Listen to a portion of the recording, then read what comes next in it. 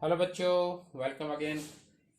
Complex number हम पढ़ रहे हैं, मॉडुलस एंड आर्गुमेंट आज का टॉपिक है। किसी सम्मिश्र संख्या का मापांक और गुणांक क्या होता है और ये कैसे ज्ञात किया जाता है, इसकी कुछ पहले इसको समझेंगे कि ये चीजें हैं क्या, मापांक गुणांक क्या है, मॉडुलस आर्गुमेंट क्या है, और फिर इस पर एक दो क्वेश्चन इस पर बेस्ड हम करेंगे। तो कोई भी अगर सम्मिश्र संख्या है, कोई भी कॉम्प्लेक्स नंबर है, जेड इसको रिप्रेजेंट किया जाता है। आपको मैंने बताया x equal to i y, x equal to i y या ए, इसको आप ऐसे भी लिख सकते हैं, ए प्लस आई भी लिख सकते हैं, एक ही बात है। तो इसमें ये वाला जो इसका पार्ट है, इस पार्ट को हम बोलते हैं रियल पार्ट।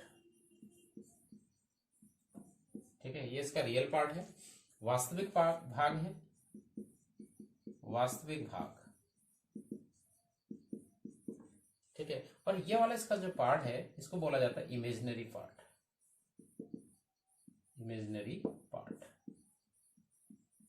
या अवास्तविक पार्ट, काल्पनिक पार्ट, कुछ भी बोल सकते हैं आप। अवास्तविक पार्ट, अवास्तविक। तो अगर इसको हम कोऑर्डिनेट में देखें, कोऑर्डिनेट ज्योमेट्री आप जानते हैं, इसमें क्या किया जाता है, जो एक्स अक्ष है, एक्स एक्सिस पे इसके रियल पार्ट को लिखा जाता है, इस पे इसके वास्तविक भाग को लिया जाता है, और जो वाई एक्स है, इस पे इसके इमेजिनरी पार्ट को लिया जाता है। इमेजिनरी पार्ट को हम लेंगे वाई एक्स पे और एक्स एक्स पे लेंगे रियल पार्ट को। तो यहां पर जैसे कोई कॉम्प्लेक्स नंबर है एक्स प्लस आई वाई, तो ये इसका रियल पार्ट है, तो रियल पार्ट आपका इधर को आ जाएगा एक्स, हम भी चलते हैं ये एक्स है, और ये इसका इमेजिनरी पार्ट इधर को आ गया, इमेजिनरी पार्ट इधर को आ गया, ये मान के चलते हैं वाई है, ये वाई एक्स पर आपको जाना है वाई, और एक्स एक्स पर आप गए एक्स। ठीक है, और ये इसका जो पी है,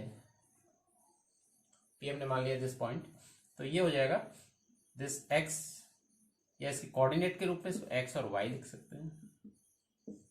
ठीक है, ये इस जेड को रिप्रेजेंट कर रहा है कहां पे, कार्तीय तल पे, कार्टेशियन। अब देखिए, इसका सबसे पहली चीज है, हम बताना चाह रहे हैं मापांक क्या होता है। आप क्या करेंगे, इसको इस ओ से इसको मिला देंगे। आपने ओ से इसको मिलाया तो ये इस ढंग से मिल गया। तो ओपी की जो लेंथ है, ओपी की जो लेंथ है, ये कहलाएगी इसका मापांक कहलाएगी, या इसका मॉडुलस कहलाएगा, मॉडुलस या मापांक हो जाएगा ओपी की लेंथ। और ओपी कैसे निकलता है कि आप जानते हैं, पाइथागोरस थ्योरम में, पाइथागोरस थ्योरम में हाइपोटेन्यूज कैसे निकलता है, base square plus perpendicular square का स्क्वायर रूट।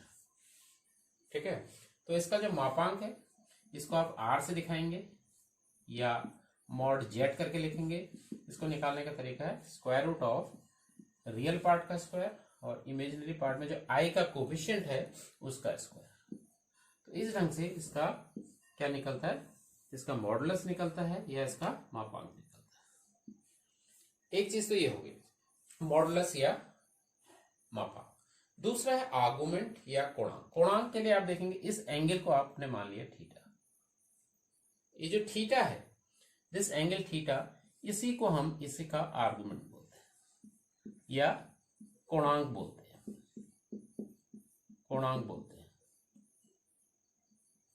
अब ये कैसे निकलेगा, ये निकलने का तरीका बहुत आसान है।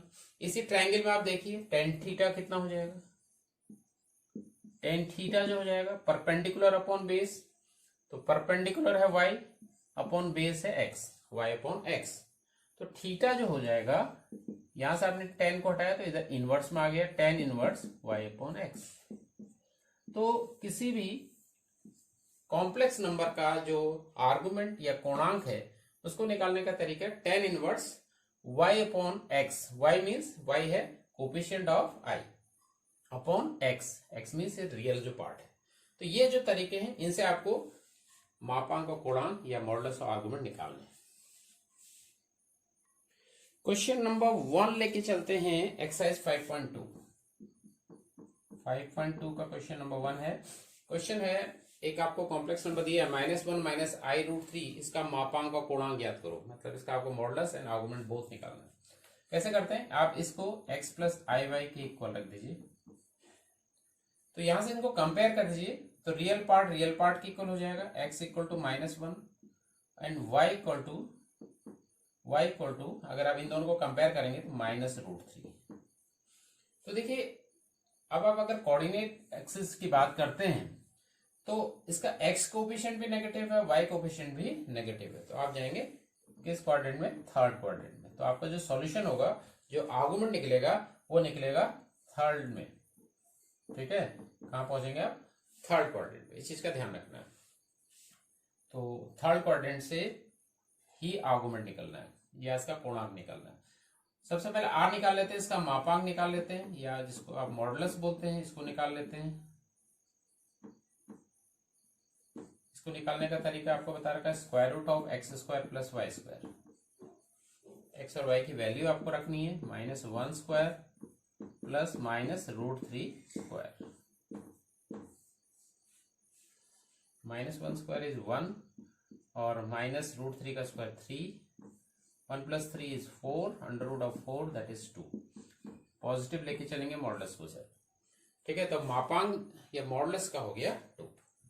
दूसरा इसका निकालना है आर्गुमेंट थीटा, या जिसको आप पूर्णांक बोलते हैं, पूर्णांक या आर्गुमेंट।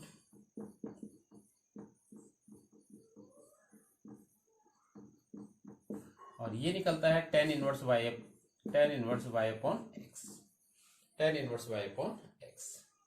तो tan इनवर्स y है -√3 -1, x है -1, minus minus cancel, tan inverse √3।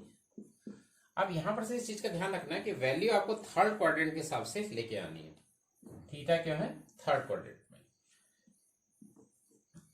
अब tan की जो वैल्यू होती है, √3 जो वैल्यू होती है, tan 60 की वैल्यू होती है, मीन्स tan π/3 की वैल्यू। यहां से आप tan इनवर्स tan को नहीं हटाएंगे क्योंकि इसको अभी आपको लेना है थर्ड क्वाड्रेंट में लेके आना है। और थर्ड क्वाड्रेंट में कैसे लिखा जाता है किसी को, पाई प्लस थीटा। ठीक है, पाई प्लस π/3 आपको लेके चलना पड़ेगा। तो theta equal to tan inverse tan, इसको आप लिखेंगे क्योंकि थर्ड में पाई से ज्यादा एंगल होता है, तो पाई प्लस दिस π/3। ये मैंने आपको बताया पहले, पाई प्लस π/3। तो पाई में π/3 ऐड कर दीजिए, तो अब tan इनवर्स tan आपका हट जाएगा, पाई में π/3 ऐड कर देंगे तो 4π/3 कितना हो जाएगा, 4π/3। तो इसका मॉडुलस या पूर्णांक या आर्गुमेंट जो आ गया, मॉडुलस आ गया 2 और आर्गुमेंट या पूर्णांक आ गया 4π/3। ठीक है, और 4π/3 इसको हम पढ़ सकते हैं। एक और चीज को समझ लीजिए, इसी एंगल को आप अगर यहां से मेजर करें तो, क्योंकि पूरा 2π है, तो 2π में से ये 4π/3 आप सेपरेट कर देंगे तो माइनस में भी इस एंगल को हम निकाल सकते हैं। कोणांक को हम ऐसे भी लिख सकते हैं, इसका दोनों सही है। टोटल एंगल पूरा एक चक्कर में बनता है 2π, माइनस यहां से आपने पॉजिटिव डायरेक्शन में एंगल निकाल दिया 4π/3। ठीक है, तो इसको अगर आप सिंप्लीफाई करेंगे, ये आ जाएगा 6π माइनस 4π माइनस 2π/3 आएगा। लेकिन क्योंकि हम एंगल नेगेटिव डायरेक्शन में देख रहे हैं, ठीक है, तो ये यहां पर से ये आ जाएगा माइनस बाहर से, तो ये -2π/3 एंगल है। अब नेगेटिव डायरेक्शन में क्योंकि क्लॉकवाइज है, क्लॉकवाइज एंगल को नेगेटिव लिया जाता है, तो यहां से लेंगे तो -2π/3, और अगर आप एंटी क्लॉकवाइज जाएंगे तो 4π/3। दोनों आंसर सही है। ओके, सेकंड क्वेश्चन देखते हैं। z equal to -√3 plus i, x plus i y लिखना है, कंपेयर कर लेना है। तो रियल पार्ट के इक्वल हो गया, x इक्वल टू -√3 और y i का कोएफिशिएंट, और यहाँ पे i का कोएफिशिएंट 1 है, तो y इक्वल टू हो गया 1। x माइनस में है, x देख रहे हैं आप, x नेगेटिव और y पॉजिटिव, तो कहां जाएंगे आप, सेकंड क्वाड्रेंट में। x नेगेटिव y पॉजिटिव, तो सेकंड क्वाड्रेंट, तो जो आपका आर्गुमेंट आएगा वो सेकंड क्वाड्रेंट में आएगा, जो भी आएगा थीटा ये सेकंड क्वाड्रेंट के हिसाब से आएगा। इस चीज का ध्यान रखना है, सेकंड क्वाड्रेंट।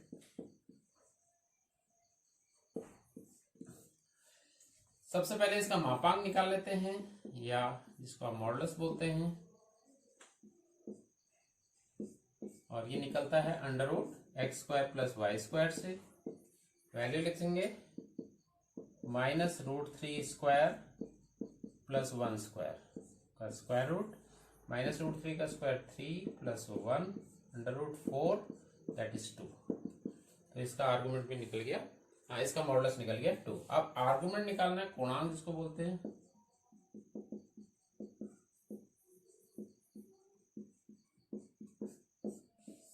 तो पूर्णांक निकालने के लिए पहले आप थीटा निकालेंगे। Theta is tan inverse y upon x, और y और x की वैल्यू लिख लेते हैं।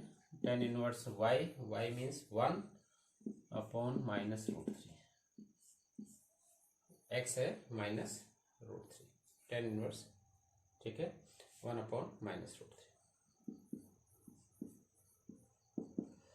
-1/√3, और 1/√3 इसको देख लेते हैं। 1/√3, 1/√3 वैल्यू होती है,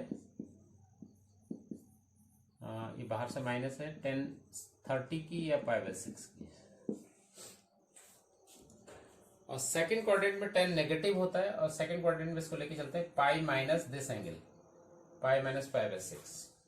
सेकंड क्वाड्रेंट में हम लिखते हैं 10 पाई माइनस π/6, क्योंकि 10 pi minus theta is -10 theta, इसलिए -10 थीटा को 10 पाई माइनस थीटा हम लिख सकते हैं। tan इनवर्स 10 आपका हट गया, tan इनवर्स 10 आपका हट गया, तो ये आ गया 5 में से π/6 सेपरेट कर लीजिए, 5 π/6। देयरफॉर कोणांक या इसका आर्गुमेंट थीटा जो है इसकी वैल्यू आ गई 5 π/6। तो ऐसे इन क्वेश्चंस को करना है, बहुत आसान है। आज के लिए इतना ही, थैंक यू वेरी मच।